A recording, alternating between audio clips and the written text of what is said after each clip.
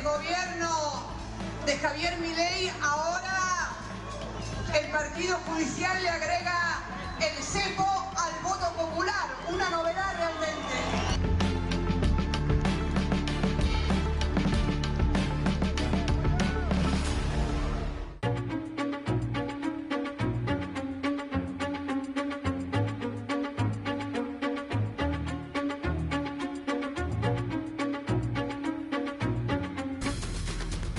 Y estamos con el doctor Félix Lonigro, gracias por estar. Abogado constitucionalista, y obviamente vamos a conversar con él, a tratar de desmenuzar un poco lo que ha sido el trascendental fallo de la Corte de ayer y las consecuencias que pueda tener, ¿no? Tratar de mirar un poquito el horizonte. Doctor, primera pregunta. ¿Le encontró al fallo en general, al procedimiento, le encontró alguna objeción? Sinceramente no. Fueron 18 años de proceso. O sea, un proceso largo. La justicia llegó, pero... Está dentro, usted se debe acordar, pero debe estar dentro de los promedios que tienen las causas de corrupción en la Argentina, ¿no? En la Argentina, para la Argentina no es tanto. Pero la verdad que a veces da la sensación de que la justicia no llega nunca. Llegó. Y este proceso que ha tenido publicidad casi permanente, yo lo fui siguiendo por los medios y sinceramente yo no he advertido aquí que más allá de la lentitud y de algunas concesiones de parte de los jueces a ciertas chicanas de los abogados. ¿Concesiones de qué tipo? A ver. Concesiones, aceptar recursos, aceptar reclamos. Bueno, hubo muchos recursos, Hubo ¿no? muchos recursos. En el sentido estrictamente procesal, yo creo que se le aseguraron a los condenados ahora todas las garantías habidas y por haber. En materia probatoria, en materia de alegatos, en materia recursiva. O sea, tuvieron todos los instrumentos típicos del debido proceso y del derecho a la defensa. El fiscal Luciani hizo una tarea fenomenal. El alegato de Luciani fue muy importante para llegar a este resultado porque fue compacto, fue razonado.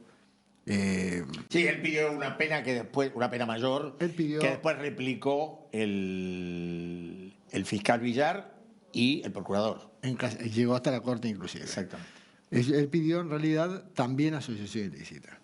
Y yo creo que desde afuera del expediente, porque yo obviamente no he tenido participación, yo creo que hubo asociación ilícita, porque se dieron los elementos típicos de la asociación ilícita, que son dos o más personas que se organizan en el tiempo para un fin determinado. Ahora, cuando usted dice asociación ilícita, que es cierto, es una figura que ha sido discutida y que incluso la pidieron algunos de los jueces o fiscales intervinientes, ¿usted refiere solo al caso de vialidad o lo vincula con causas que están por venir? No, dentro del caso de vialidad creo que ya hubo asociación ilícita porque fue el desvío de la obra pública, que fue el motivo por el cual se creó Austral Construcciones, que se creó unos días antes de que asumiera Néstor. Con lo cual ya había una idea previa de hacer esto. Y además, las causas conexas le dan a esa asociación ilícita una entidad mayor. Cuadernos, ruta del dinero, los sauces y Otesur. Entonces, la justicia, porque es un delito complicado, es un delito complejo, la justicia dijo no, vamos a purificar, si se quiere, esto, diciendo no vamos a decir que un gobierno es asociación ilícita, pero sí vamos a decir que algunos de sus integrantes administraron y malversaron fondos públicos. Bueno, no creo que haya habido irregularidades, sinceramente, y la Corte ahora, en este pronunciamiento que deja firme las condenas, la Corte nos muestra un poco por qué esto no fue así. Porque la Corte, pudiendo rechazar estos recursos, invocando solamente un artículo del Código de Procedimiento Civil y Comercial, que es el 280, que justamente el legislador instauró para que la Corte pudiera rechazar recursos sin fundamentar. La Corte dijo, no, vamos a explicar por qué estamos rechazando esto. Con lo cual, de alguna manera, la Corte aceptó el recurso, pero al mismo tiempo lo rechazó invocando el 280. Fueron 30 páginas en las que la Corte fue explicando por qué motivo se consideraba que se rechazaba el recurso. Porque ustedes dicen que se les violaron los derechos del debido proceso, pero no supieron explicar cómo, cuándo y dónde. Porque ustedes dicen que tuvieron un doble juzgamiento y no saben explicar por qué. Porque ustedes dicen que... Bueno, habitualmente el argumento que se utilizó es que esta misma causa había sido sustanciada en Santa Cruz y que habían sido absueltos. Bueno, y la realidad es que no fue así, porque no hubo ni siquiera investigación en la causa allí en Santa Cruz. El fiscal había sido jefe de la policía, jefe de la custodia de Lázaro Báez, el fiscal de esa causa. Pidió que se cierre inmediatamente. O sea, no hubo prácticamente investigación allí. No hubo sobreseimiento formalmente. Por eso es que no es cierto que haya habido doble juzgamiento. Perdón que le pida la repetición. ¿El fiscal había sido? Había sido jefe de custodia de Lázaro Báez. De Lázaro Báez. Abogado, evidentemente. Sí, claro. Y obviamente llegó allí. Esa fue una información que me dieron de una intimísima fuente allí adentro. Que se violó el principio de imparcialidad. O sea, la Corte lo que les dijo, mire, ustedes están diciendo cosas que no me explican, no me convencen que esto haya sido así. ¿Por qué? Porque el casación se pronunció de esta manera, de esta manera, de esta manera. Porque se pronunció en este otro tema de esta forma. Ustedes tuvieron todas las posibilidades, todos los elementos de defensa. Y entonces da la sensación que cierra el círculo la Corte explicando que realmente lo único que había por parte de los que habían interpuesto el recurso era una disconformidad con las sentencias de primera y de segunda instancia y que eso no es suficiente para interponer un recurso extraordinario. Así que creo que fue un acto de justicia, un proceso largo, pero ordenado, prolijo, y en los que los protagonistas juzgadores, o sea, los jueces, fueron designados en la época de Cristina Fernández. Los 3 jueces del Tribunal Oral, 2, sí, y hasta inclusive Luciani, el fiscal. Bueno, Luciani, y eso me lo comentaba, ¿no?, que yo no me acordaba, fue uno de los fiscales que objetó en su momento al fiscal Campagnoli. Estuvo en ese tribunal. Ah, no sabía. Bueno, yo tampoco me enteré hoy. Sí, las cosas. Sí, la verdad que no sabía. Pero bueno, indudablemente estamos hablando, nadie puede hablar de imparcialidad acá. Rosati fue uno de los 3 jueces de la Corte, fue ministro de Kirchner. Ministro de Justicia de Kirchner. No pareciera que está en Rossetti fue designado en el 2004 por consejo de Cristina Fernández, su marido. De Néstor.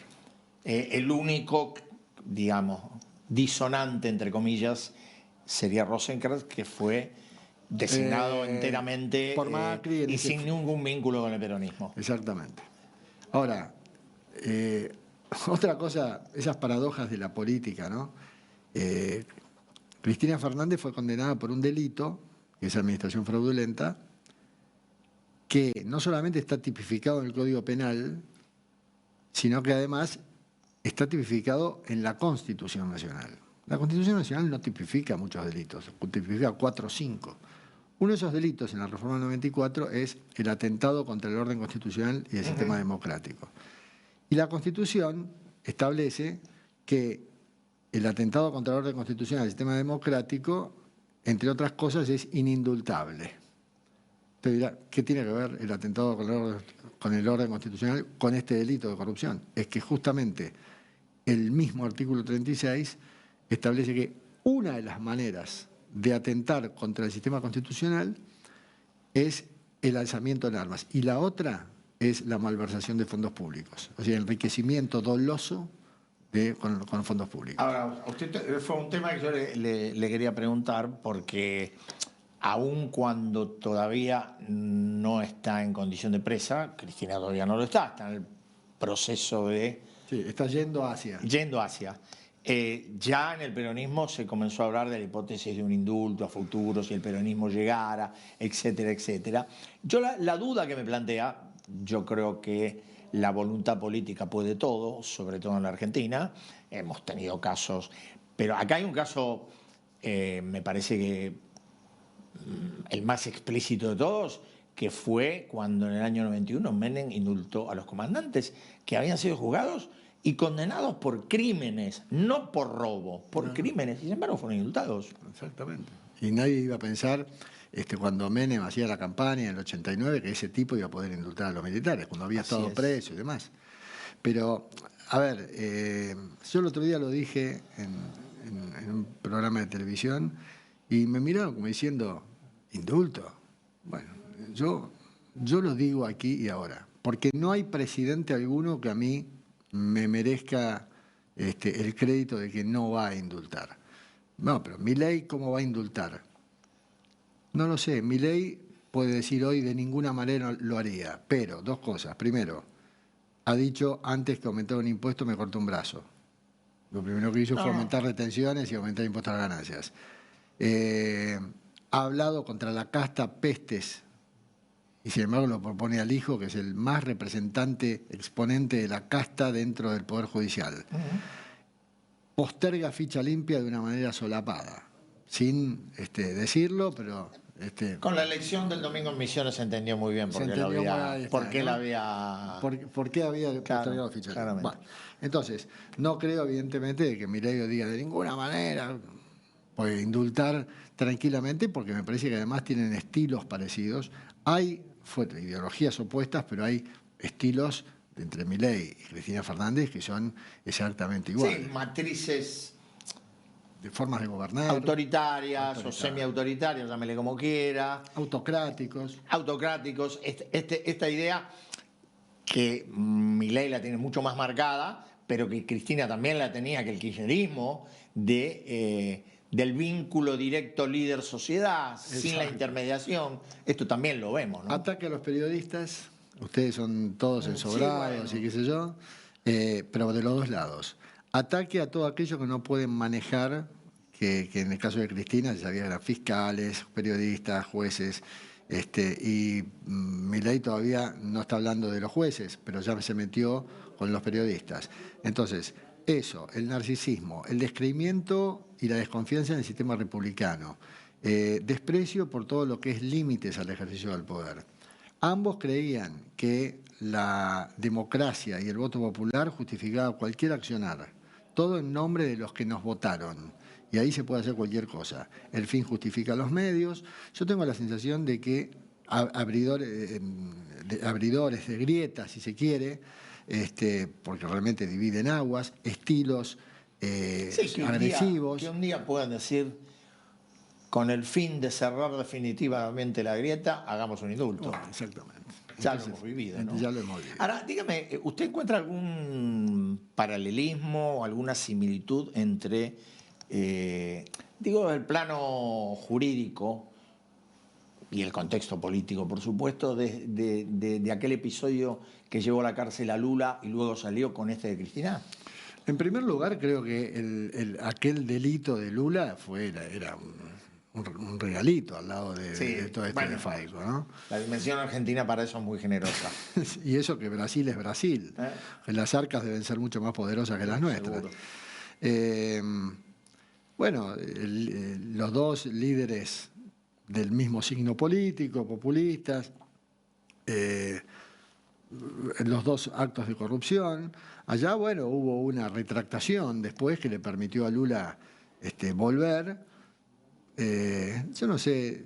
Sí, le permitió el Tribunal Supremo, ¿no? Cuando llegó a la instancia del Tribunal Supremo. Porque él fue preso antes de que dictaminara el Tribunal Supremo. Fue preso por Sergio Moro. Por el juez Moro, exactamente. Claro. Pero bueno, qué sé yo. En principio se dan algunos componentes similares. No creo que sea la misma situación. Cristina Fernández, Lula gobernó, la presidencia de Lula fue la número... Esta es la tercera. Es la tercera. Hubo dos, después vino Dilma, después vino Bolsonaro, claro. Y ahora Lula de nuevo. Sí, uno dice, bueno, le falta una a Cristina, pero si uno cuenta que el régimen empezó en el año 2003, podríamos decir que ya en la Argentina los regímenes de este tipo tienen como un ciclo, el ciclo de Menem, el ciclo de los Kirchner, el roquismo, el mitrismo, tienen como ciclos así de décadas y se cierran. Sí. Ojalá no ocurra lo mismo.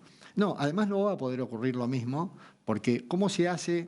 Hoy me preguntaban en varios medios, ¿qué posibilidad hay de que esta sentencia se revierta, la de la Corte? Bueno, en la Corte Interamericana sería la única...